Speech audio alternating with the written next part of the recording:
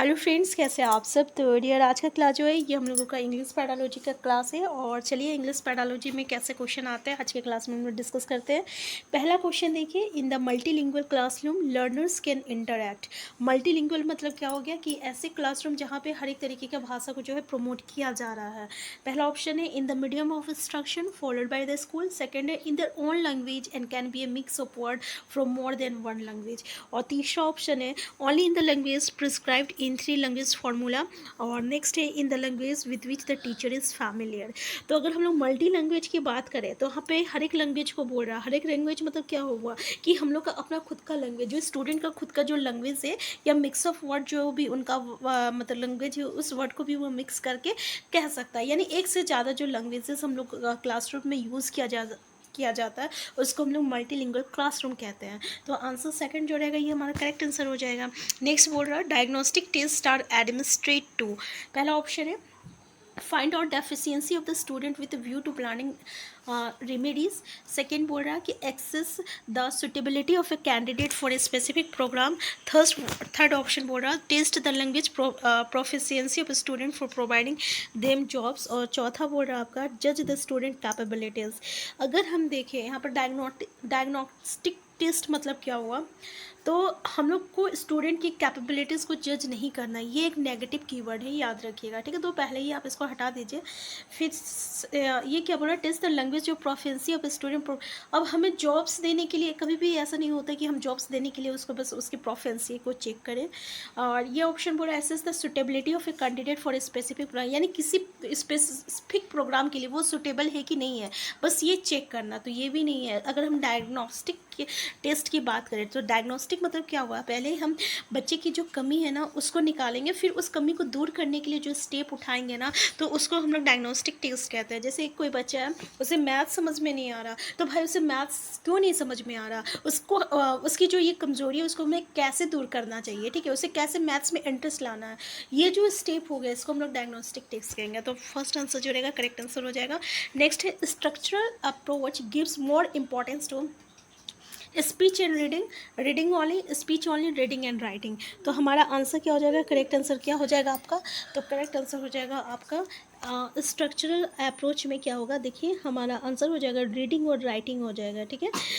तो ये इंपॉर्टेंस देता है किसको, रीडिंग और राइटिंग को, ठीक है। तो आंसर क्या हो जाएगा, सेकंड फोर्थ जो रहेगा करेक्ट आंसर हो जाएगा।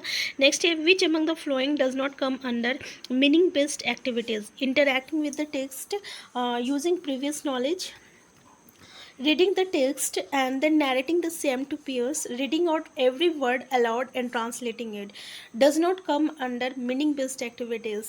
तो हमारा फोर जो रहेगा ना ये इसका करेक्ट आंसर हो जाएगा कि reading out every word aloud and translating it. तो आंसर फोर जो रहेगा करेक्ट आंसर हो जाएगा।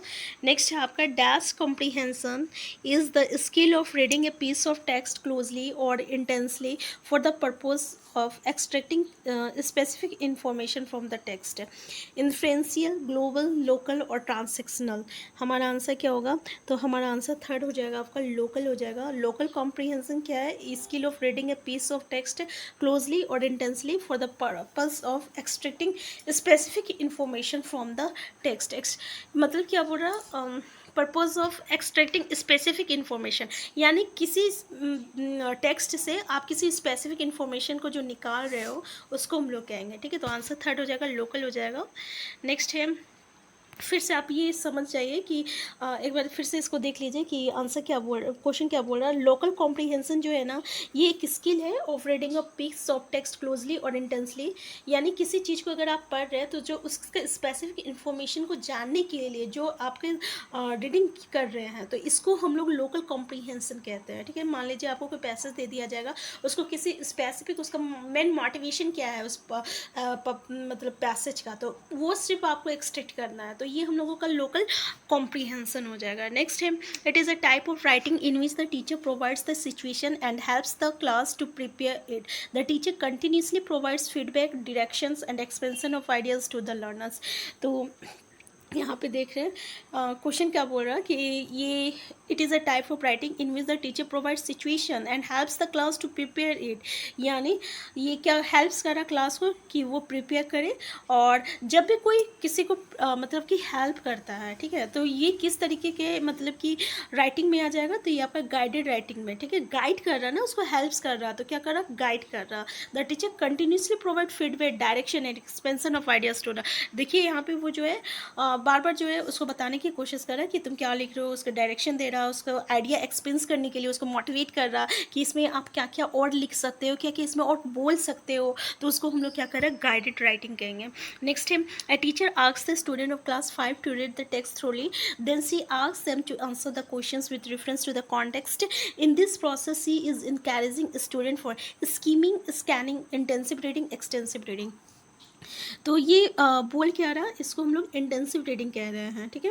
क्या हो जाएगा, इंटेंसिव रीडिंग हो जाएगा कि teacher asks the student class 5 to read the text thoroughly, यानी उसको वो पढ़ने के लिए बोल रहा, फिर ask them to answer the questions with reference to the context, ठीक है। फिर उसको क्वेश्चंस उससे पूछा जा रहा उसी के अकॉर्डिंग, उसी कॉन्टेक्स्ट के अकॉर्डिंग। तो ये कैसे रीडिंग है, ये इंटेंसिव रीडिंग है। नेक्स्ट है the term कॉम्प्रीहेंसिबल input is associated with लेव वाइकोस्की, स्टेफन क्रेशन और नॉर्म चॉम्स्की और जेम्स सेसर। तो हमारा आंसर क्या हो जाएगा, हमारा आंसर हो जाएगा स्टेफन क्रेशन हो जाएगा। नेक्स्ट है आपका which one of the following is not a sub skill of reading, sub skill of reading, connecting, predicting, synthesising and transcripting. हमारा आंसर क्या हो जाएगा, ट्रांसक्रिप्टिंग हो जाएगा, ठीक है। ये जो है सब स्किल नहीं है रीडिंग का। तो सब स्किल रीडिंग का क्या है, जैसे कि आपका स्कीमिंग हो गया, फिर पर्पसफुल रीडिंग हो गया, फिर स्कैनिंग हो गया, फिर नोट मेकिंग हो गया, फिर इंफॉर्मेशन वर्ड्स हो गया। तो ये सब जो है ना, ये आपका सब स्किल है रीडिंग का। तो यहाँ पे कौन सा नहीं है, कौन सा अगर नहीं हम देखें तो ट्रांसक्रिप्टिंग जो है ये नहीं है। नेक्स्ट है which of the following is least important in enhancing speaking skill of children, listening passionately to children's talks, next giving them an opportunities to express their feelings and ideas, next है asking close ended questions and organising discussion on a given topic. हमारा correct answer क्या हो जाएगा, तो asking close ended question जो है answer third हो जाएगा, ठीक है। नेक्स्ट है at primary levels literature is helpful in developing language of learner as first option है, it encourages the learners to complete the worksheet based on it, next है it is an authentic material covering various genres, next है it develops teachers interpretive, creative and critical abilities, next है it is a good basis for the only expansion of vocabulary। तो हमारा answer क्या हो जाएगा, हमारा answer second हो जाएगा, ये एक authentic material covering various genres हो जाएगा। नेक्स्ट है a teacher prepares a worksheet and removes every seventh word from the text, then she asks the learner to read the text, after that they were asked to complete the worksheet with missing word। The task given on the worksheet is speaking task, writing test, closed test, open test। ऐसे test को हम लोग क्या कहते हैं, ठीक है, तो ऐसे टेस्ट को हम लोग क्लोज टेस्ट कहते हैं। अगर कोई भी मिसिंग वर्ड वाला कोई भी हम लोगों को वर्ड मिल जाए तो उसको हम लोग क्लोज टेस्ट कहते हैं, तो आंसर थर्ड हो जाएगा।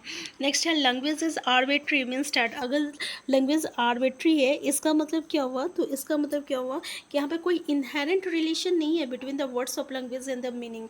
आर्बिट्री मतलब सिंपल से याद रखिएगा कि कोई इनहेरेंट रिलेशन नहीं है between the words of language and the meaning. तो आंसर फोर जो रहेगा करेक्ट आंसर हो जाएगा। नेक्स्ट है a teacher observe that Praveen could not write a paragraph on her own even after brainstorming the topic, however she was able to write it under adult or peer guidance। This guidance is called team counseling, team teaching, counseling, scaffolding और socialization। तो देखिए हम लोग स्कैप folding के बारे में हम लोग डिस्कस किए हुए हैं, पढ़े हुए हैं, ठीक है ना। तो इसको हम लोग फिर से पढ़ेंगे जब हम लोग जो है हमारे नॉर्म चॉम्स्की, ले वाइकोस्की इनके बारे में जब हम लोग पढ़ेंगे तब हम लोग देखेंगे कि स्कैप फोल्डिंग जो होती है ना, एक तरह का मतलब क्या होता है कि जब हम लोग किसी के गाइडेंस में अगर हम लोग कुछ करते हैं, किसी की मदद से जो है हम लोग कुछ करते हैं, उसको स्कैप फोल्डिंग कहते हैं। जैसे कि इससे पहले आपने सीटेट का एग्ज़ाम दिए होंगे तो आप 50 मार्क्स लाए होंगे, ठीक है। अब आप जो है अलग अलग यूट्यूब चैनल से आप पढ़िएगा, फिर फिर आप तैयारी कीजिएगा, उसके बाद जो है आप 120 मार्क्स लाइएगा। तो ये आपको क्या हुआ, स्कैफोल्डिंग मिला, ठीक है। तो आप उसकी मदद से जो है आप क्या किए 120 लाए, तो इसको क्या कहेंगे हम लोग, स्कैफोल्डिंग कहेंगे। Next, the purpose of textual exercise is not to develop creativity among learners, provide opportunities to express themselves, memorise the answer to the questions, give exposure to language learning. तो purpose of textual exercise is not to, answer क्या हो जाएगा हमारा answer हो जाएगा यहाँ पे textual is not to बोल रहा है यहाँ पे, हम नेगेटिव क्वेश्चन में ही नेगेटिव पूछा है तो हम ऑब्वियसली आंसर को भी नेगेटिव देखेंगे। यहाँ पे memorise the answer to the question एक नेगेटिव कीवर्ड है, तो हमारा आंसर थर्ड जो रहेगा करेक्ट आंसर हो जाएगा, क्योंकि यहाँ पे क्वेश्चन ऑलरेडी जो है नेगेटिव पूछा है तो आंसर भी नेगेटिव हो जाएगा, ठीक है। क्रिएटिविटी एमंग लर्नर्स एक पॉजिटिव कीवर्ड है, अपॉर्चुनिटीज एक पॉजिटिव कीवर्ड है, give exposure to language learning ये भी जो है एक पॉजिटिव स्टेटमेंट है। हमारा आंसर थर्ड जो रहेगा करेक्ट आंसर हो जाएगा। तो आज की क्लास में यहीं तक रखते हैं, फिर मिलते हैं नेक्स्ट क्लास में। चैनल में नए हैं, चैनल को सब्सक्राइब कर लीजिएगा।